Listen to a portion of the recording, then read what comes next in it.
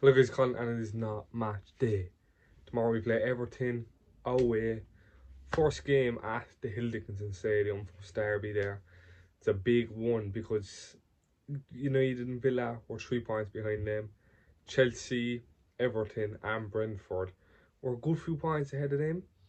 And what we don't want to happen tomorrow is the rest of them pick up points. Everton beat us, get a result against us, give them confidence, and then we'll just be back to.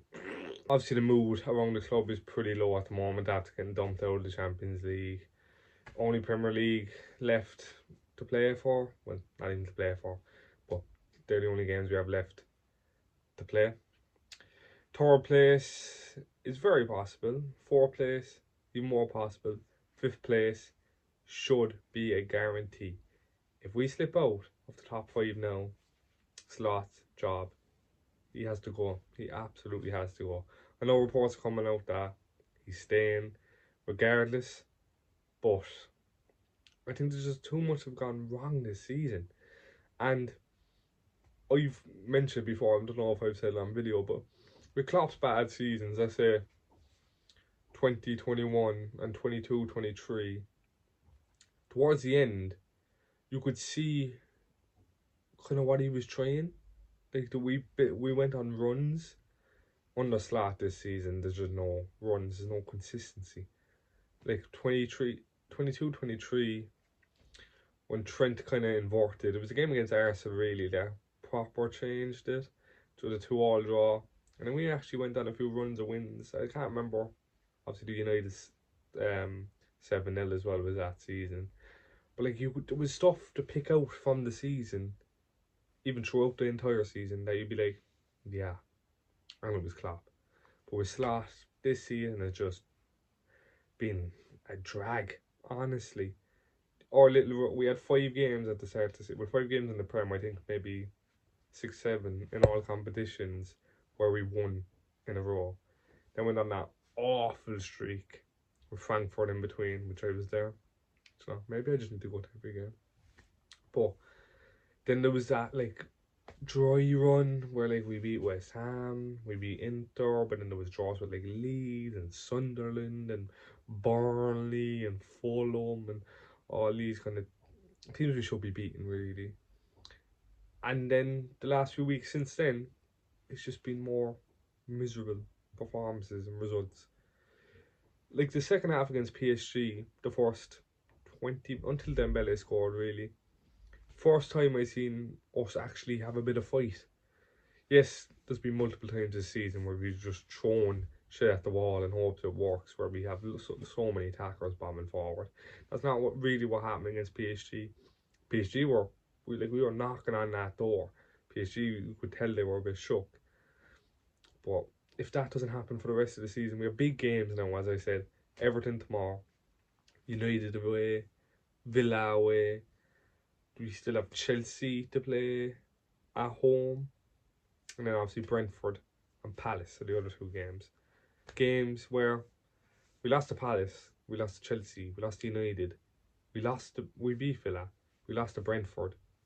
We lost against all these teams already this season. We need to absolutely turn it around now. We could maybe a draw at Old Trafford isn't the worst result, obviously.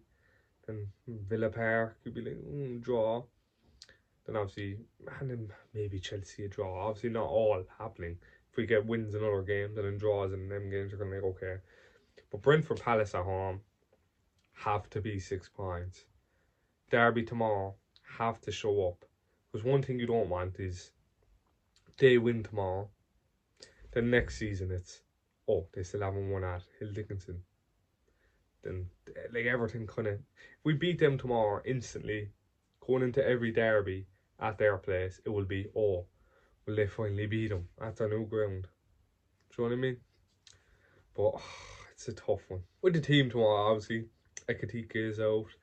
But I actually don't know who will start up front, mainly.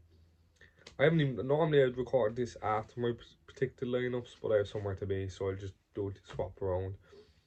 But I think he'd probably go with Gakpo.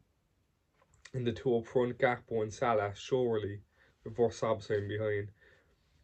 And if he does stick with that, every game for the rest of the season. That's kind of what I'd rather see that.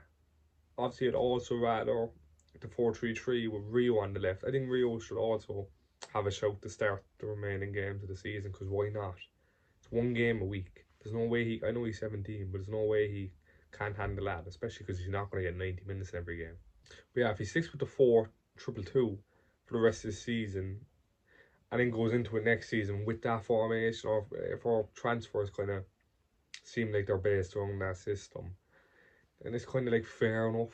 Give him maybe a small chance. Hopefully, no. What I don't want to happen is like what happened with Rodgers. Rodgers' last full season was just kind of similar to this in some ways, and they gave him what till October. Like, he made his transfers, then they gave him till October and sacked him. Like, I just don't want that happening with Slot. At least if he leaves at the end of the season, it's not like an embarrassing sacking. Do you know what I mean? People, they can just part ways with each other and then get a manager in for the rest of the next season and for the summer, all that kind of stuff. I haven't even talked about the game, to be honest. And if you can't tell, I'm actually recording this like an hour and a half later, this segment right here, because I was doing something over here. But yeah, Everton tomorrow. Realistically, as always, I'm going into the game expecting a win. Do I believe we'll win? Why not? To be honest, Everton are on decent form, better than us. Like, every other team is better than us at the moment, and we're kind of just, our season is practically over. Like, we have top 5 to look forward to. That's about it. And with all the injuries stuff happening, and just everything, our club is just cursed at the moment.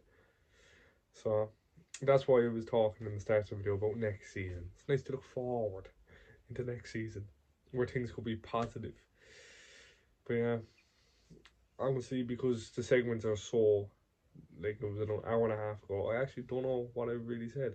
But I think I've covered basically everything. And if I haven't, oh well. Comment down below what you would have liked to have heard from me, do you know? Some comments in the videos, this video, the video for the next game, getting them comments and let me know what you think. Anyway, I'm just going to wrap it up here. If you want jerseys, link in the description, Soccer at Toes. And as always, my channel, look at that channel there. Hit that button. Boing, boing, boing. Subscribe. Something in my eye. Everything's going wrong right now. So, here's where I have to start. Actually, I haven't even made my predicted lineup video yet. So I don't know who I'm going to start. But here's where I have to start, because you're going to see it. Up the Reds. In goal, Marmadashvili. Left back, Kirkes. Centre backs, Van Dijk, Kanate. Right back, Gomez. We need some physicality in there. And front back was just too bad against PSG. Midfield, Graham Birch. And then I'd love to see Jones, but I think he's going to start McAllister again, with Sabitzer and Wirtz ahead of them. And then up front, Salah and probably Gakpo. I don't think either gets a start, and obviously, but Ekatika is injured, so. Let me know who you'd like to see start. Obviously, if you change the system tomorrow, I would love Rio to start. I think he should start for the rest of the season. And your prediction for tomorrow's game, up the Reds.